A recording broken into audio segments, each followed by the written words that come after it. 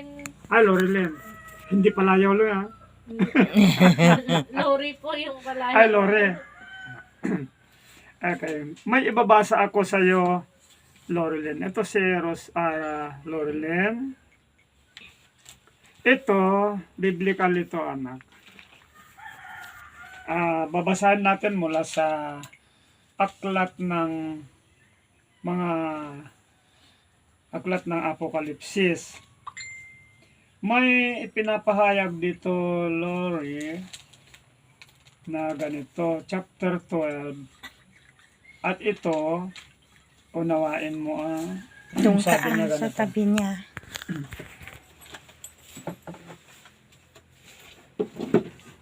Okay lang na magtabi tayo? Makikita niyo po. Hindi mo siya Ilo. Ayan, pakiangaw nga sis eh. Ay, thank you. Ano ba naman yan? Ito. Sila na ganyan sinasabi. Apocalypse chapter 12 verse 3 and 4. At ang ibang tanda ay nakita sa langit. At Magkapinala ko konti ang isang Kasi malaking parang may dragong kasama. mapula.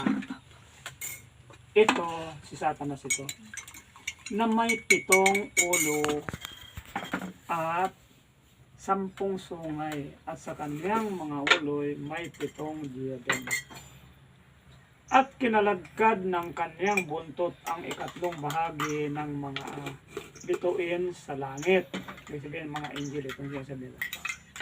At ipinalhagis sa lupa.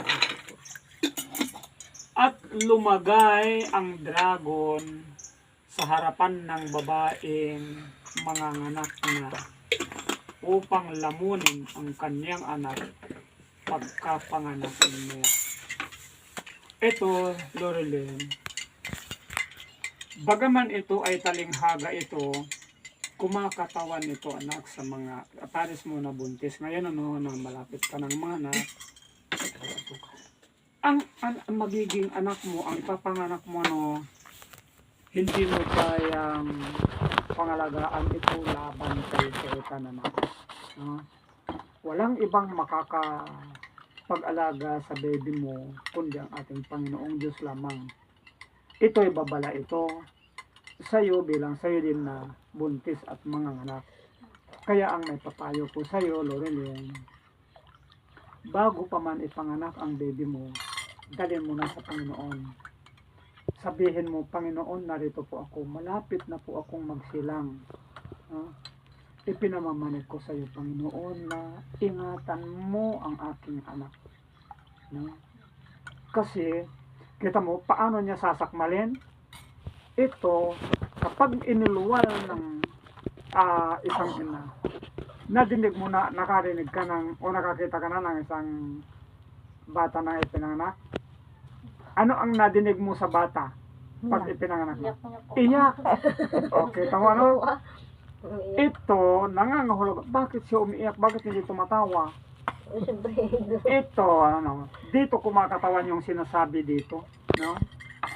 Upang lamunin ang kanyang anak pagkapanganak niya. Ibig sabihin, hindi niya sasakmalin, kundi mag-i-inject na siya sa kanya ng mga bagay na makasanlibutan. Kaya nga pag yung bata, pag nakita mo yung bata na nag-aaral pa lang magsalita, pakinggan mo lang. Mamaya, pag may mga nabibigkasan siya, madidinig mo lang na may mga salitan siya na mga hindi dapat. Ibig sabihin, natututunan na niya yung mga bagay na yun, dahil may mga evil spirit, Lorilyn, na nakapagbibigay ng influensya sa mga bata. Ngayon, kung palagi mo, ito sabi niya, ito naman ang ating Panginoong Jesus, ito naman yung kanyang sinasabi, na ang mga bata, sabi niya, kinakailangang dalhin natin sa Panginoon sapagkat sila, sabi niya ito, datapot sinalita ni Jesus. Pabayaan ninyo ang maliliit na bata. Yung ibang translation kasi, dalhin ninyo.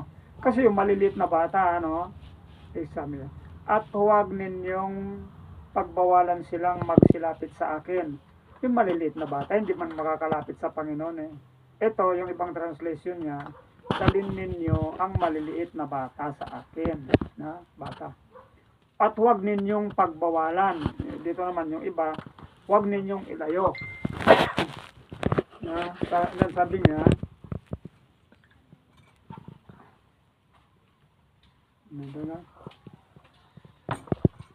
sa mga ganito ang kaharian ng langit. Ibig sabihin, yung mga bata na hindi pa nakagagawa ng pagkakasala, no, sabi niya sila daw ang nagmamay-ari ng kaharian ng langit.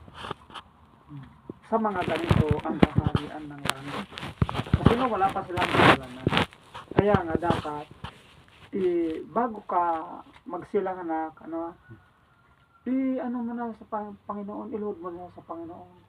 Panginoon, parang sabihin mo,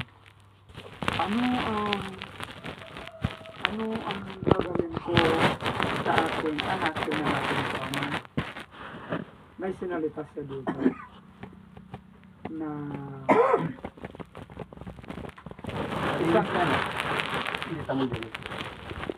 isang buntis nagtatanong din. Sabi niya ganito.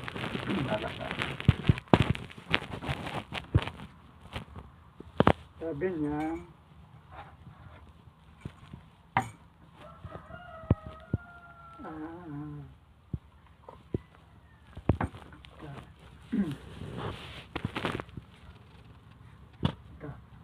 at sinabi ni Manoah, ito yung bago ipanganak si Samson, sinabi na sa asawa ni Manoah na mga anak. Sabi niya dito, manunaway mangyari ang iyong mga salita.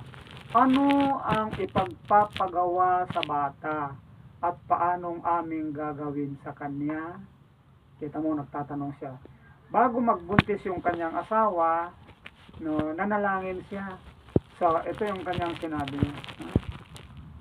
Manunaway mangyari ang salita. Ano ang ipapagawa sa bata? At paanong aming gagawin sa kanya? Ito. Kaya dito naman ngayon, Lorelyn, samantalang mga anak ka na, anak malapit na, palagi mong sasabihin sa Panginoon, Panginoon, narito si baby namin.